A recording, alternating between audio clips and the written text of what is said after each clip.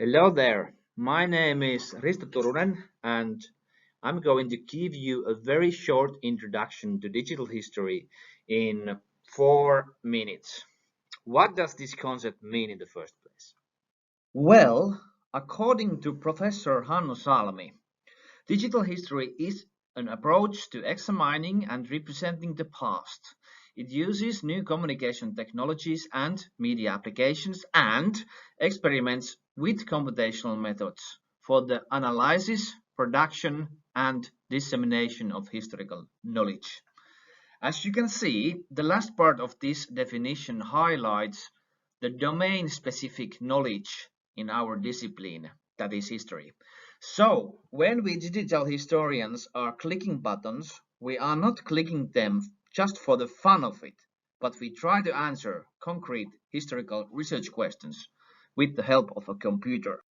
Thus, one important difference between digital history and digital humanities is that digital history is strongly rooted in one specific discipline, whereas the concept of digital humanities covers wider intellectual ground.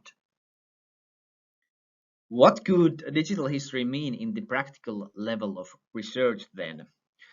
To mention one successful digital history project, the Old Bailey Online, it could refer to a statistical analysis of the evolution of the English criminal justice from the 18th century until the 20th century, using machine-readable trial records that consist of around 200,000 individual cases.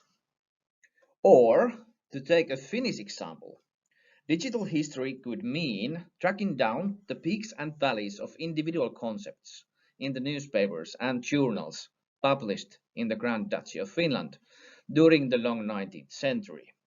Finnish press from this period constitutes billions of words in total. So, note that in both of these cases we are dealing with historical sources so large that their size exceeds human cognition.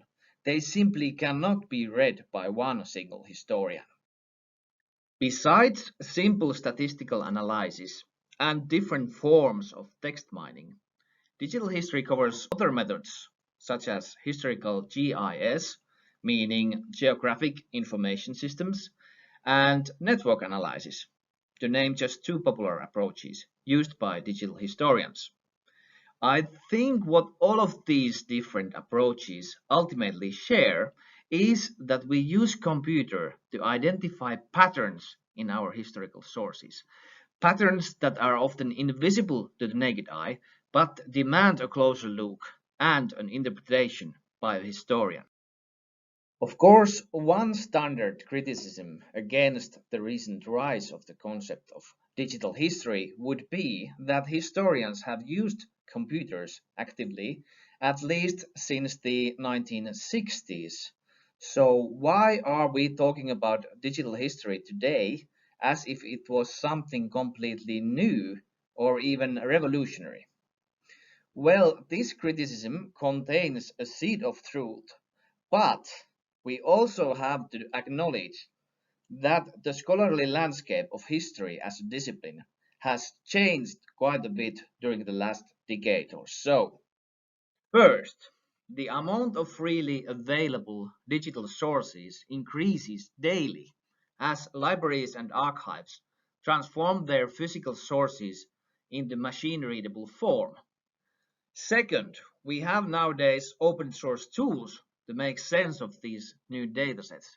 And these tools can easily be downloaded from online repositories. And third, a cheap present-day laptop in your student flat has more computing power than an expensive supercomputer from the 1990s. In short, I would say that it looks like an exceptionally good time to do digital history.